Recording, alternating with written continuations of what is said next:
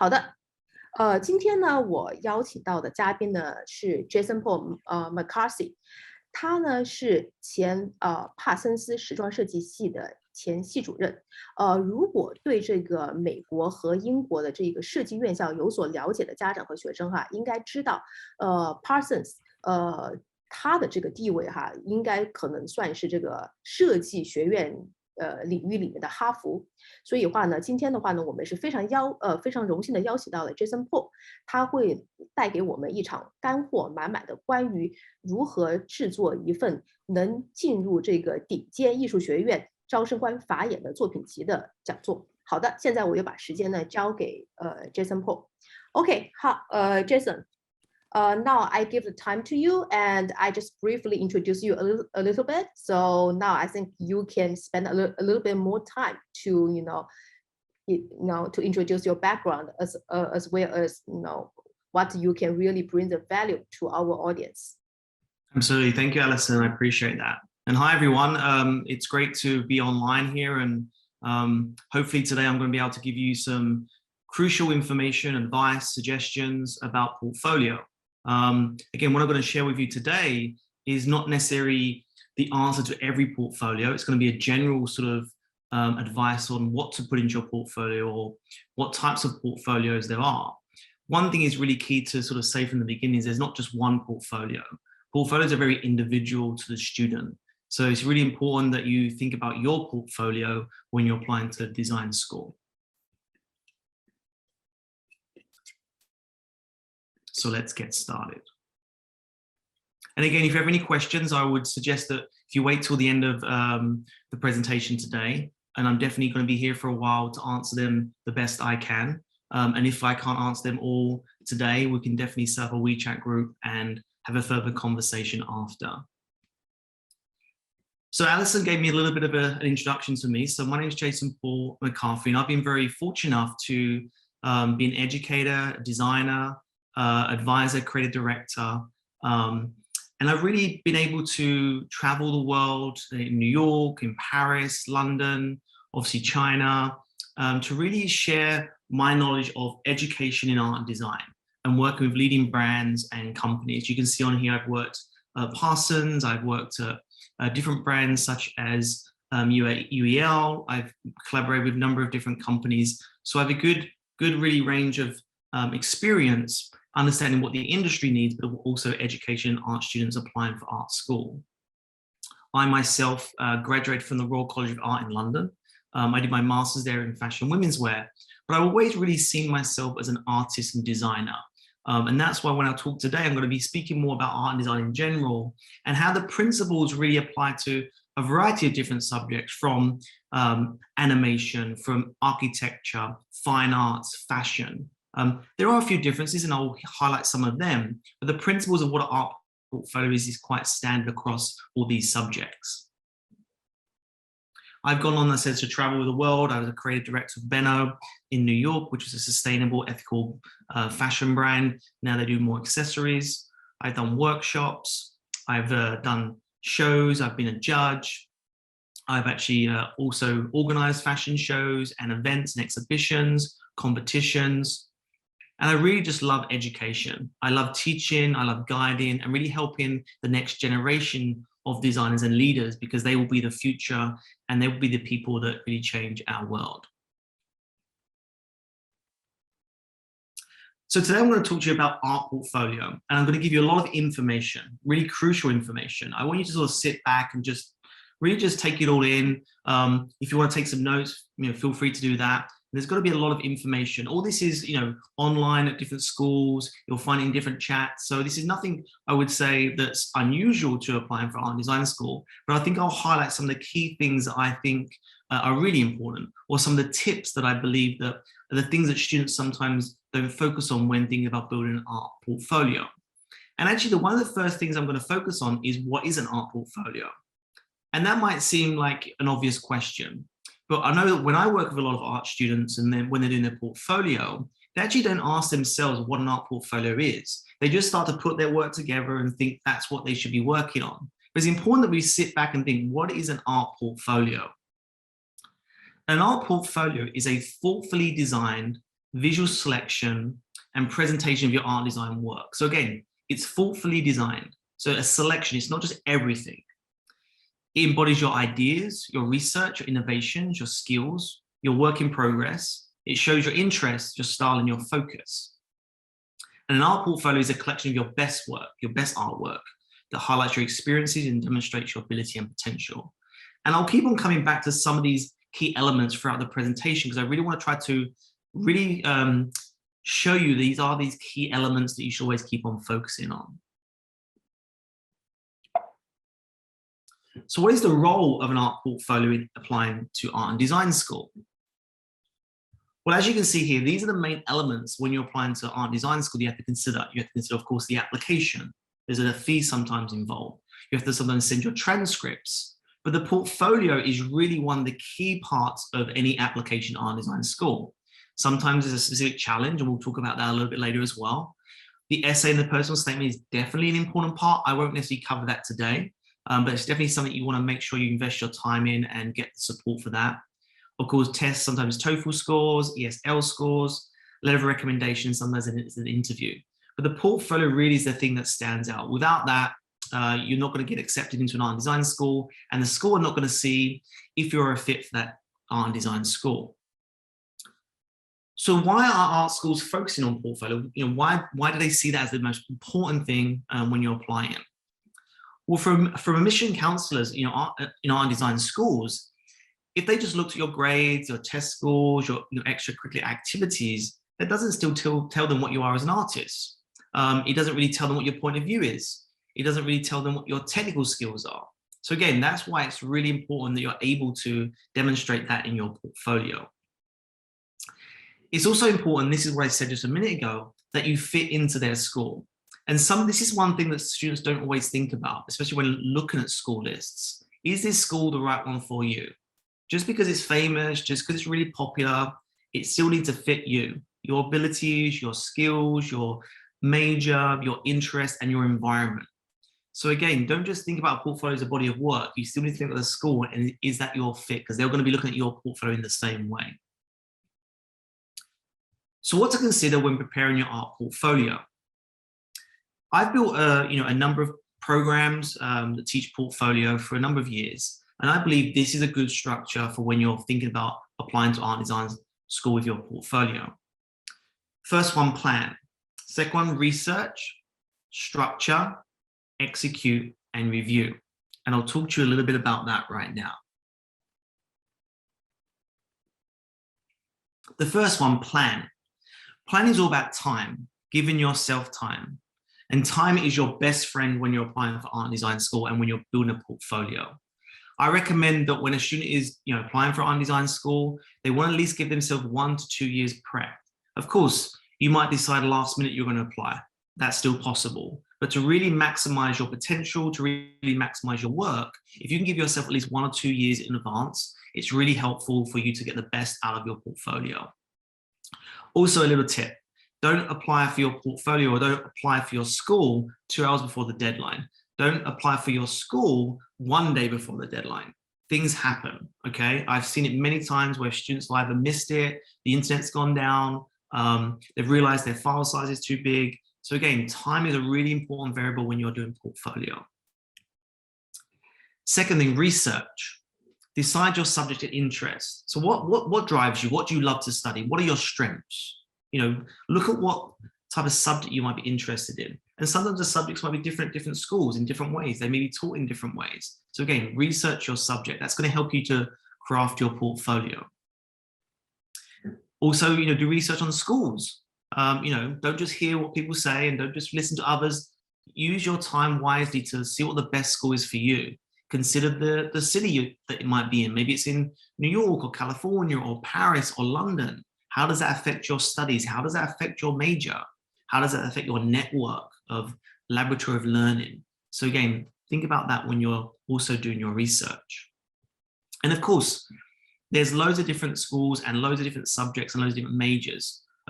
Some schools are more known for a major than others. For example, for fashion, obviously Parsons and CSM are one of the top 2s. For animation, CalArts, etc. So again, It's not always the same schools, always maybe the strongest in that subject, so make sure you're doing your research. And one thing I just wanted to highlight, which I've experienced myself and a lot of my students, is studying abroad. And why should you study abroad? Well, it actually enriches your experience because you get a global mindset, because you actually meet more diverse people, you expand your network. And not only do you expand your network during your studies, it enhances your future employment.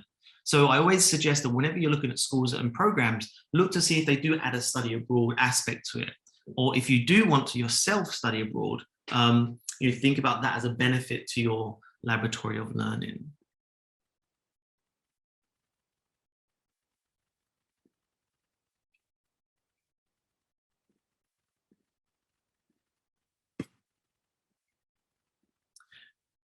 Okay, the next thing, the portfolio requirements of the top art and design schools. And this sort of is part of research, but it's also part of structure.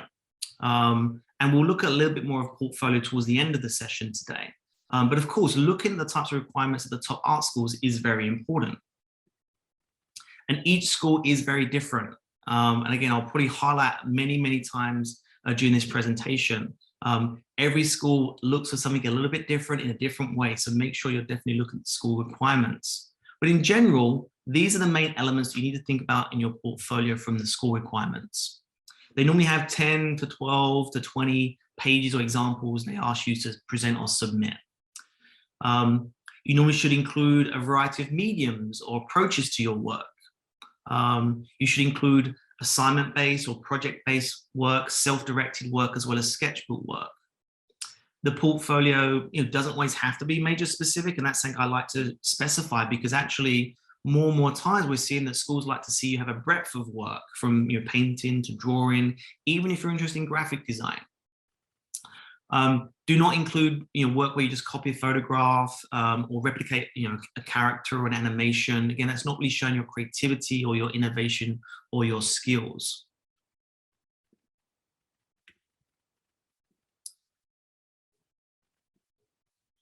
But also, when you're looking at applying to different schools, and there are extra specific requirements. And again, I'm just going to share a few of these today, but I just wanted to highlight again the emphasis on that when you are looking at a school and a subject, they will be very specific. So I'm just going to show you some examples today to think about. So for example, Pratt. Pratt's a very good art and design school based in the US on the East Coast. And for Pratt, students must submit 3 to 5 drawings from observation. And that's part of the 12 to 20 pieces. But again, they don't want you to submit any copies, and they want you to think out of the box when it comes to observational drawing. But as you can see here, if you're someone that's applying for photography, you don't need to submit 3 to 5 observational drawings. They instead ask you to submit photography or videos. And you have to, obviously include that as part of that major application. So again, even per school, per subject, there's different requirements. Also, slide room. You'll find that some schools have different ways that you upload your work. Maybe you're going to do it on Common App. It may be Slide Room, it may be Pebble. So again, be familiar with them application systems prior to your uploading of your portfolio. It could be the different file size. It could be the different file type. It may even be the fact that you have to cut your pages down into separate files instead of one PDF. So again, important you look at your school requirements. SVA, another really good art design school of visual arts. Again, they really look for drawing as an important aspect of their requirements as well. Parsons has the Parsons Challenge. That's an extra additional creative submission as well as your portfolio. So this is an additional piece that's also supported by an essay. So again, make sure you consider that in your planning and your structuring of your portfolio. And actually the Parsons Challenge is supposed to be a work in your portfolio that you're using to submit and inspire the Parsons Challenge. RISD, another great art and design school. They also have their own sort of assignment. And again, it changes every year. So again, assignments and requirements change every year. So make sure you're looking all the time to see what the latest assignments are. But RISD have an assignment where you have to do 2 or 3 pages of additional work by looking at a conversation, a pair of a few words. That was this year's assignment.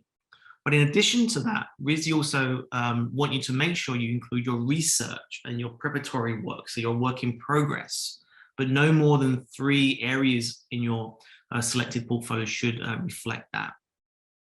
And also RISD discourage using too much visual elements all on one page and text and descriptions. And you'll see today when I show some visual examples, and I'll show a variety of different examples because there's not one portfolio or one type of layout. Some schools want you to put sort of lots of visuals, some want you to just be clean and clear, some want a little bit of description, some leave boxes to put that. So again, lots of different examples of requirements from different schools. And going across the pond a little bit, so that was more of the US schools. Marangoni might be a school that you're interested in applying to. And again, they want you just to submit 6 self-produced creative ideas. So again, very different to the 10, 12, 20 pages of projects. They just want you to focus on 6 self-produced creative ideas. The University of Arts London, UAL, which is also a consortium of other schools like CSM, LCF, and they actually ask for you to produce 45 pages. And again, that's a lot, 45 pages instead of the 10 or 12. So again, you might have to think about that in a different way to maybe you might be applying to Parsons and UAL. How do you manage both them portfolios in them 2 different ways? And again, UAL also has foundation courses. They have different types of courses. So again, it's important that you look at their requirements. And just a few other little things, in addition to that to look out for when you're looking at your specific schools, definitely file size and pixel dimensions. I know a lot of my students in the past have gone crazy over suddenly doing this amazing portfolio, it looks beautiful, and then they go to upload it and it's like 200 megabytes, and you're only allowed like 2 megabytes per file. So again, make sure you're looking at that first so you don't have these last minute stresses or last minute panics before uploading. Also the file type. JPEG, PDF is normally the more custom and industry standard, but again, make sure you're looking at what they're looking for. Is it one PDF? Is it separate files? And also there's different deadline days. Yes, there's early action. Yes, there's regular decision, but every school has their different deadlines. So again, plan that so you can think about that within your portfolio. So what else do art schools look for in selecting students? Of course, the requirements are important, but there must be some other things that they're looking for. Well, I think they're looking for a number of things. I think they're looking for you to be an entrepreneur. Your mindset needs to be more ambitious than just copying or just doing what's out there. They want you to be future thinking. They want you to be a global citizen. They want you to care about the world, care about people, care about the planet, make solutions to make the future better for everyone. And that comes through your design thinking. They want you to have a unique perspective on your work, your design identity, how you approach research, how you approach your subject. And that comes through, again, your character and your authenticity of your work. Your portfolio really is you. And last but not least, ambassador. And that's why they want to make sure you fit within what they're looking for in their school and in their environment. And although these seem to be quite abstract concepts, this actually will come through in your portfolio. It will come through in your subject, your work, your personal statement, and your essay. So again, think about these things. Am I presenting myself as a global citizen? It may be the subject of one of your projects. It might be some volunteer work you did. Are you showing them that you really care about your subject and your design, you're passionate about it? Again, they're really looking for these within your application as well. Execution. So this is the second to last one. And I'm actually going to take this a little bit further a little bit later to give you some physical examples. But the main things I want to talk about with execution is definitely the creating and the organization of your artwork. Again, it's one of the things I feel students struggle a little bit more at. They're very good at obviously creating the work, but when it comes to putting it into the actual portfolio, how does the order, what I put first, what I put last is something they struggle with. But generally, your portfolio is always going to be judged by the weakest work as well as the strongest work. So again, quality over quantity is really important. Be selective. Don't show anything you're not feeling. You're not feeling it's the strongest thing to really represent who you are. Of course, you need to make sure you're satisfying the requirements, the pages, the details, etc. that I've spoken before. But again, quality over quantity is really, really important. When it comes to the order of your portfolio, start with something strong and finish with something strong. avoid the mistake of like everything's strong at the beginning, and as it gets to the end of the portfolio, it starts to be like, oh, I just had to put this into, because that's what I had. Start strong, finish strong, because it's going to be your first impression and your last impression. And that's what they really want to feel when they're looking through your portfolio. And the last thing, review. Always get someone else to review your portfolio, whether it's a friend, a mentor, a faculty, a counselor, someone to give you, actually more than one. I would suggest to get more than one person to look at your portfolio. Of course, you want to have someone to look at the portfolio with experience. They understand what they're looking at and they can give you critical and constructive feedback, but get other people to look at your portfolio. You won't see some of the things that you think you're missing. You might not see some of the things that, like a spell mistake. You might not see, some layout that went funny, or pixelated image, or it might just be that someone thinks, I don't think this work relates to that, or this is your strongest piece. So again, and I would do that constantly throughout your process. Don't just do it right at the end, because sometimes you won't have enough time and you can't redo things and you can't apply in time. So again, try and get some mentorship throughout your process of that 1 to 2 year doing your portfolio. So as I say, this is a structure that I've used very successfully with my students. And by using this planning, time, researching school subject, structuring not only your research, but obviously the portfolio, executing, obviously creating the work, and then deciding the order, deciding how to present it, and obviously getting other people to help you by reviewing and giving you feedback. You really make sure you have a really outstanding structure to produce your best portfolio of work. So what to include in your portfolio? So this goes back to the execute, creating the work, and obviously what is included in an art portfolio that you can put together. Well, going back a little bit to the beginning, what is an art portfolio? I said we'd go back to what an art portfolio is. It's that simple. Whatever an art portfolio is what you need to include in the art portfolio. Of course, you need to understand the school requirements. The big thing is it's you. It's your work. It's your inspiration. It's your ideas. It's your innovations. It's your skill set. So maybe you're really great at digital. Maybe you're really great at woodwork or painting. So again, the real big thing is about you, your process of experimentation. And how do you take a concept or research and transform it into a 2D to 3D idea? Again, you're interested. Are you interested in portraiture? Are you interested in the environment? Are you interested in a color? You just love playing with color. Are you interested in a specific industry? And again, make sure you're look at your best work and you're thoughtfully designing all together. But let me break it down a little bit more, and the visuals that I explain at the end will hopefully also connect to what is in an art portfolio. Evidence of inspiration.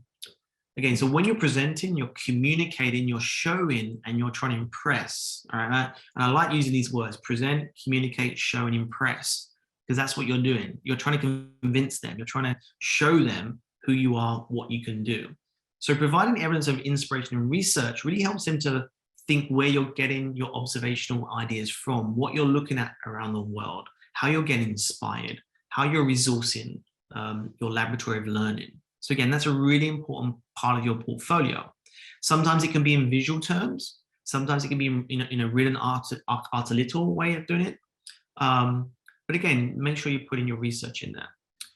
A variety of media, skills and sets, and that's really important. Again, if you're interested in digital, great, but don't just put the whole portfolio digital. Add some making, add some other elements of mediums.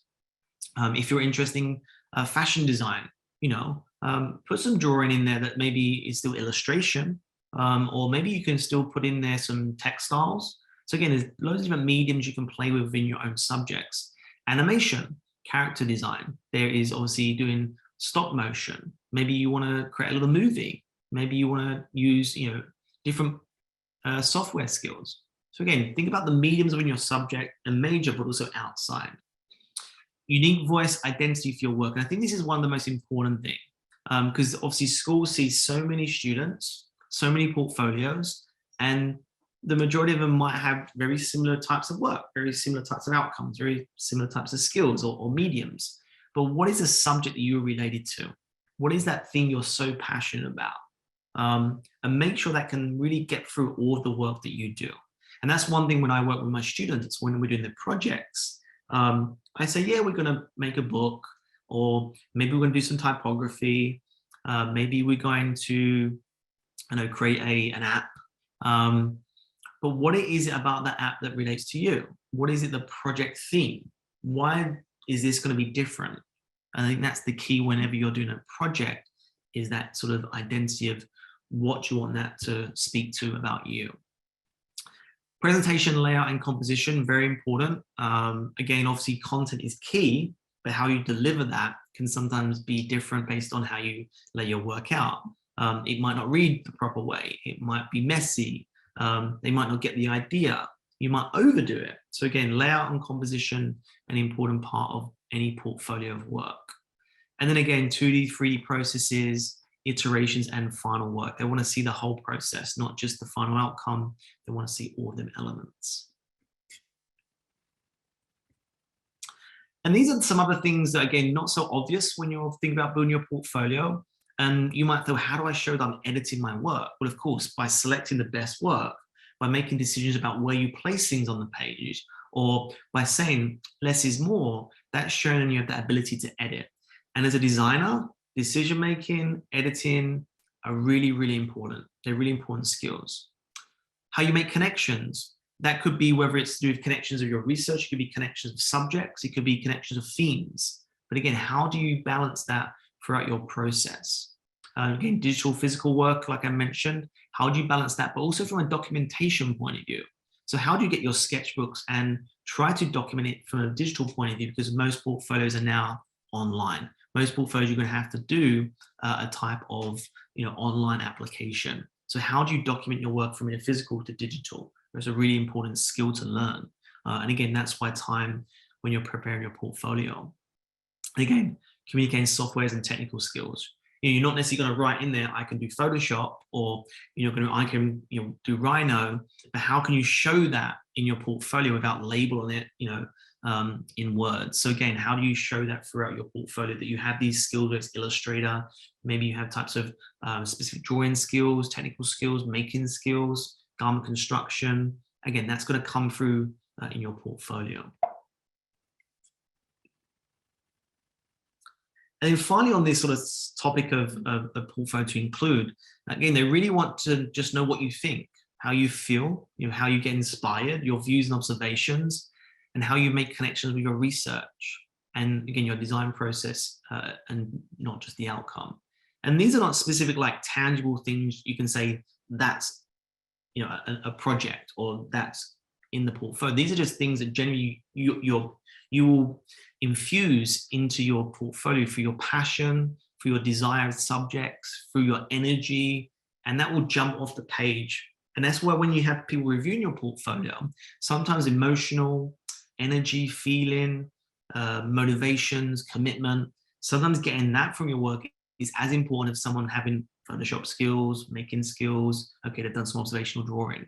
So again, that's as important because you as a student, an ambassador at the school is really the key thing they're also looking for. So think about that within your portfolio. It doesn't have to be the most mastered, exceptional, this student just can paint forever and is like Leonardo da Vinci, but they still need to get a personal person. They need to try and get someone that they're interested in having in their school. And again, potential. You're not the finished article yet. You're still a student learning about art design, learning about skills, learning about the subject. So potential sometimes in your portfolio is one of the best things, and that's what they look for as well. They're also looking for your potential. So let's look at some physical examples. And I'm sure that's partly why a lot of you turned up today, because you really wanted to see some actual physical examples. Again, these are suggestions. There's a variety of examples out there. There isn't one type of portfolio, one type of layout. So my advice would be to start copying everything I show you today. You can definitely use some of the techniques. You can definitely use some of the pages I'm going to share with you.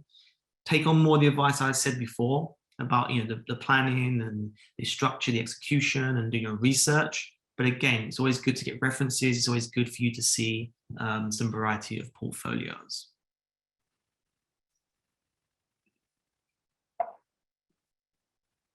So the first thing, and I'm going to sort of take it through a little bit of what I said earlier about the different elements of what should be in your portfolio. Documentation sketchbook. So this is about this idea of how do you take your physical work and put it into a digital format. Okay, so again, you can see here, there's one on one side that's in a digital layout, there's a number of works on a page, and the other side is a physical sketchbook. In the past, we're talking 10, 20 years ago, maybe more, maybe less, you had to actually go in physically to give your portfolios. International students wasn't as popular as it was maybe 10, 20 years ago. So your physical portfolio had to get sent to schools. Obviously now it's all very digital, unless you have a certain interview in a certain city. So how do you bring your work from a physical space to a digital space? And that's one thing I know with my students. I make them think about as they go through their process. So again, you've got this amazing storyboarding, this amazing character design, it looks great in your sketchbook, but how do you then put it on a page? So make sure you think about that when you're doing your work. Same here, some really amazing, surreal fine art charcoal drawings. How do you then, crop this? How do you take a great picture of it with good lighting so you can put it on a page? So again, think about that in your portfolio application. This was one of my students' projects. It was all about worshipping the environment and nature. So again, the student felt that we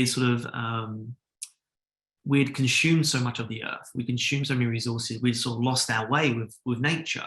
So her project was a research project, was about trying to look at how we can restore ourselves with nature. In the end, she produced a fashion collection from this research.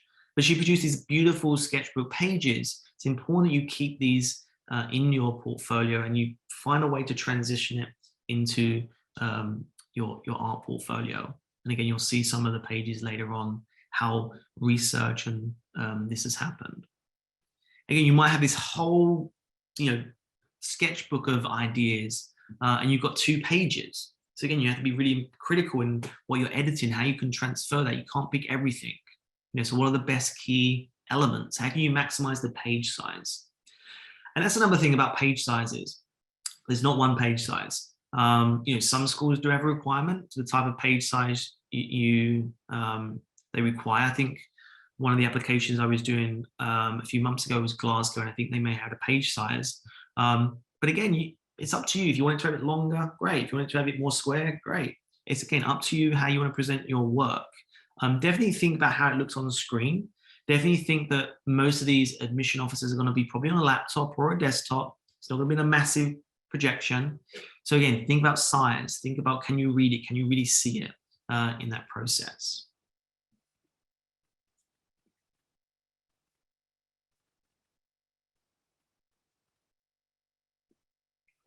Okay, design process and research process.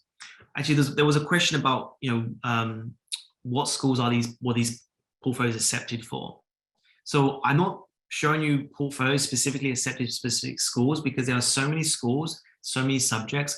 I'm trying to show you more a general idea of what to include in your portfolio, types of layouts and suggestions. Because if I show you 1 or 2, I'm going to miss all the rest of them. So this is more of a general advice and guidance on how you can produce a creative art portfolio. So the next part, which is design process or research process, and I think this is one of the crucial things that every school is looking for. They're looking for how can you make, create, experiment, think, and again, they want to see that in your portfolio. So make sure you're taking photos of your process, make sure you're always documenting every stage so you can use that in your portfolio, really important. Whether it's from a mood board, a sketch, to a final outcome, you make sure you're trying to document that and show that through your portfolio. Again, this is another example of the student. They came up with this concept around the fact that we eat too much. She was from China, she came to the US, and she felt that she suddenly went from eating very small dim sum, soups and portions to suddenly eating massive portions, and she felt like she was just consuming so much. So she used that personal research for her project. So she experimented with lenses, enlarging things, blowing things up. So again, she showed that process in her sketchbook into then transferred it here into a digital portfolio.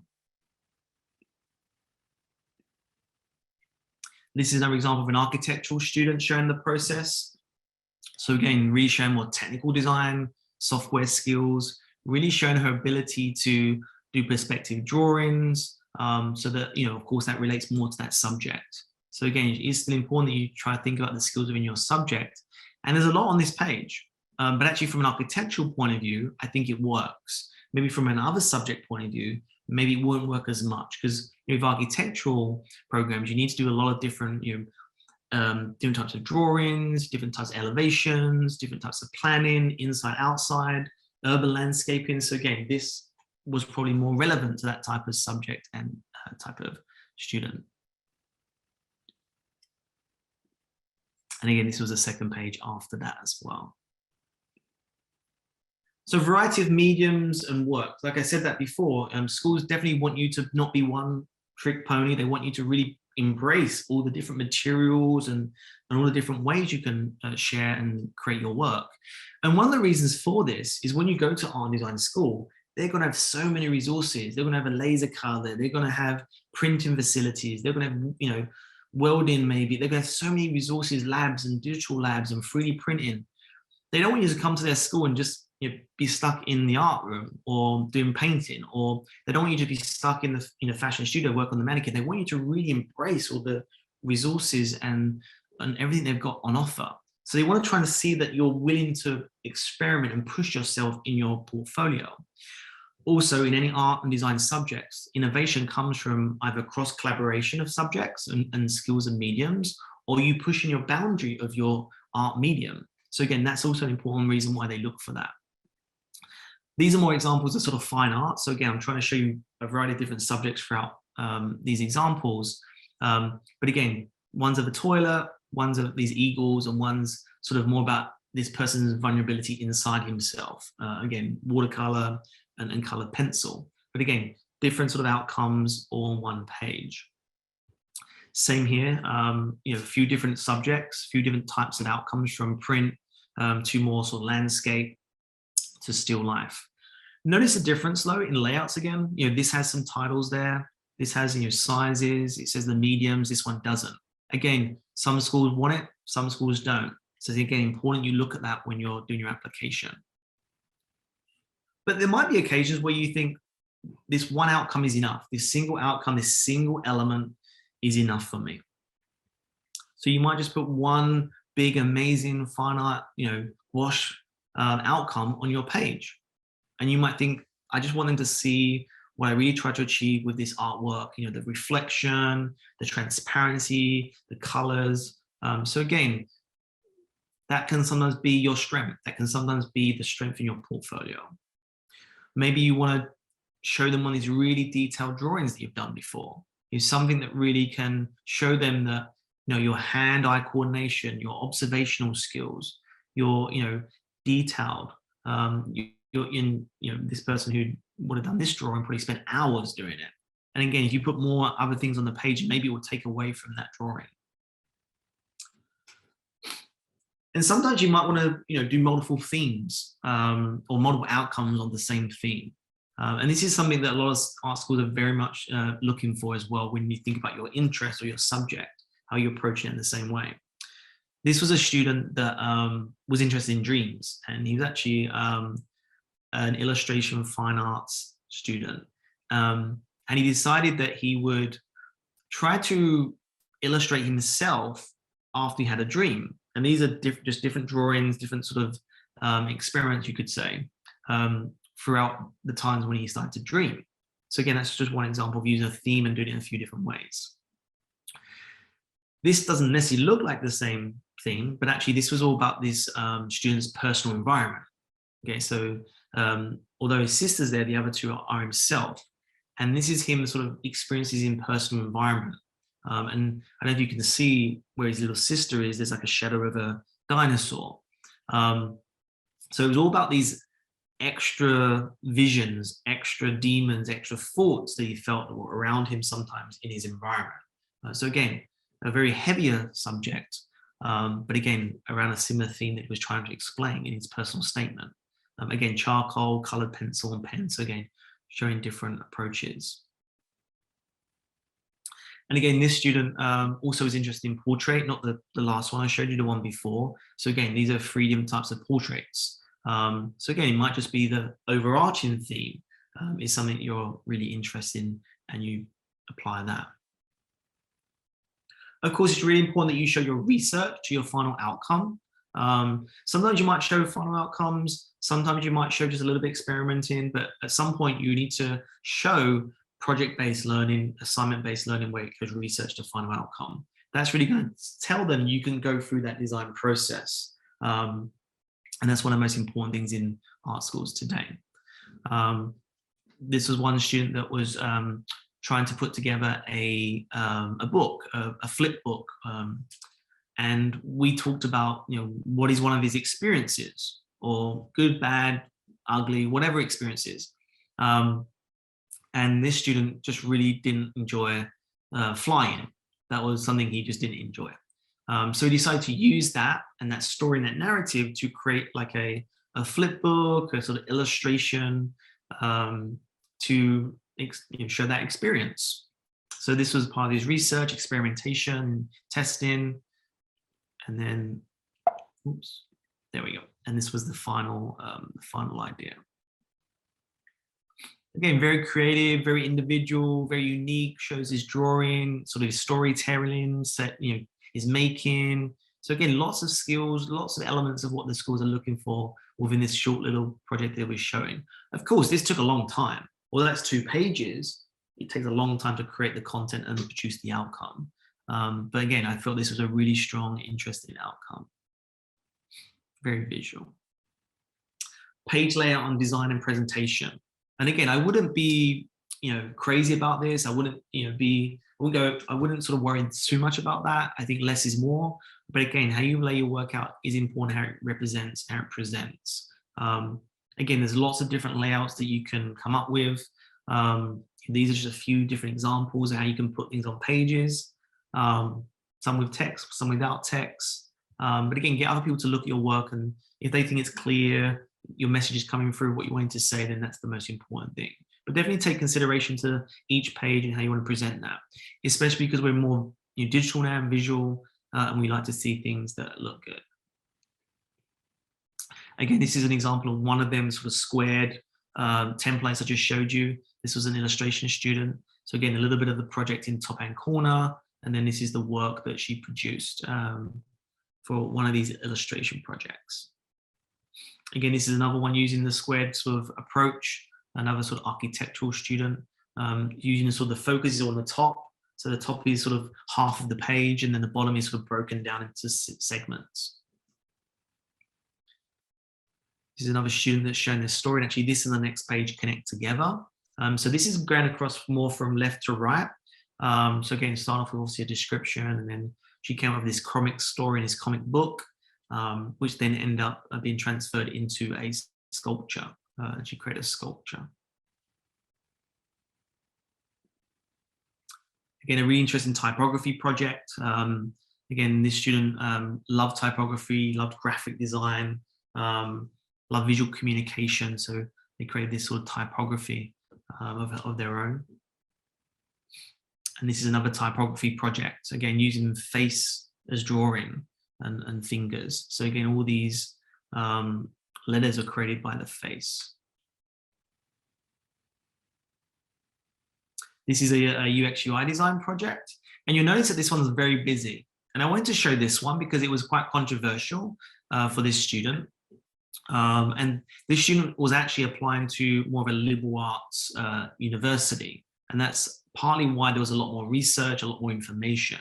I think when you're applying to more of a liberal arts or maybe a general university, they want to see a little bit more body of research, a little bit more of your thinking process. So that's why there was more on these pages. But again, this student created a virtual museum for artists that connected to music, that connected to Spotify and all these different libraries around the world. So that was an interesting project that this student created this app for as a UX UI design project. And of course, physical outcomes or prototypes. they want to see that you can at least get to that final phase of producing something, and know that it might not be the best because you're still learning skills, knowing that, this is just where you're at that stage. They still want to make sure you go to that final phase. It's a learning moment. It's a moment of reflection. So again, if you're designing a book or you're designing some sort of packaging, make sure you have an outcome. If you're creating a zine, on InDesign, physically just make it. You'll get better pictures. You'll get a better way to represent it in your portfolio. Don't just show the digital files. If you're gonna do fashion, make a garment, do some photo shoots, do whatever you can with the resources you have. Again, you're gonna learn a lot from that process. If you're gonna do a video, an installation, of course you can upload that as a separate file sometimes, but you can also just put it in your book as sort of the still as well, if that's the best way you would like to approach it. And again, if you're doing some sort of product design or architecture, make sure you can take some good pictures of that final outcome. So now I'll just show you for the final sort of bit of today, as we come to the sort of a close of sort of advice on art portfolios. I'll try and show you a little bit more extended projects. So you get a sense of sort of like, instead of 1 page or 2 pages, a little bit more of a whole project process. So this was a little project that one of the students did, and it was about memory, about childhood memory. And he cut loads of memories from childhood to create this piece of artwork. But he didn't feel that was enough. He didn't feel that was enough of a creative outcome, let's say. So he wanted to make some installation. This idea of childhood memories was that he would forget things, and memories fade. So what he did, he then created the image out of ice cubes, and then they melted. And he actually recorded the melting of the ice cubes with the images. So it became more of a performance. So that's a student taking that next step, that creative innovation step, to push it to another level, to think about the concept and think about the outcome. So that's one good example. This is a branding project a student had. They wanted to come up with a sustainable, environmental, very ethical brand. So they came up with logos, color stories, swing tags to create a fashion company. Again, so showing that professionalism, showing that this was what they would like to do when they finish their studies. They're showing their potential career trajectory. This is one of my favorite fashion design projects. This was a student that was studying in the US and China, and was just trying to understand the balance between what you wear as a sort of a dress, how you wear as a sort of uniform, and the balance of that. So again, she used sort of that high school dressing, high school uniform as her inspiration. But adding a sort of sportswear, she felt like when she was in China, all she did was a lot of sports, or activities. And then when she was in the US, she didn't do as much. So there was a lot of flavor of that was coming through in her design development into her final collection. And then, of course, then there was the final outcome as well, which again shows that last phase of the process, really important. Another architectural project, again, creating this physical model. Sometimes when you're presenting your portfolio, you might have a title page. You might have like a page at the beginning that shows that project. Again, something that especially in architecture students do. And this was actually the final project, the physical outcome. But again, this was sort of showing the process, the research, and then all the technical sort of drawings the student created. Typography, I love working with students with typography. This was actually a future language. So this was created based off shapes, based off doing a more visual, you could call alien-like language. It wasn't using an alphabet, it was using design as a language. So she created these different designs for letters. So each of these symbols was a letter, and then the letters be created obviously words. And again, once you put all these together, they became a new design and they became a new word. So again, really interesting, pushing the boundaries of sort of language and graphic design and communication within that portfolio.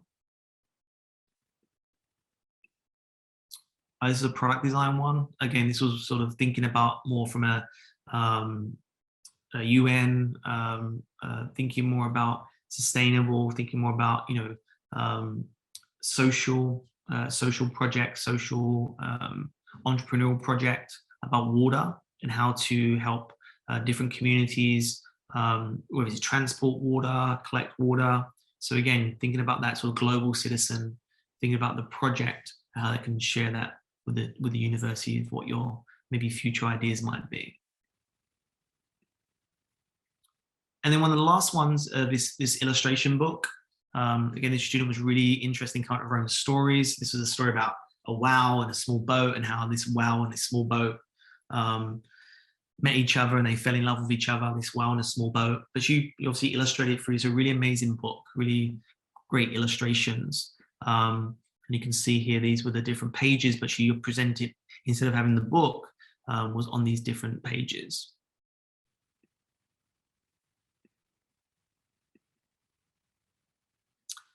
So what are the similarities and differences between some of these major portfolios? And again, this is a hard question to really fully answer, because there's so many different subjects that are really intertwined with each other.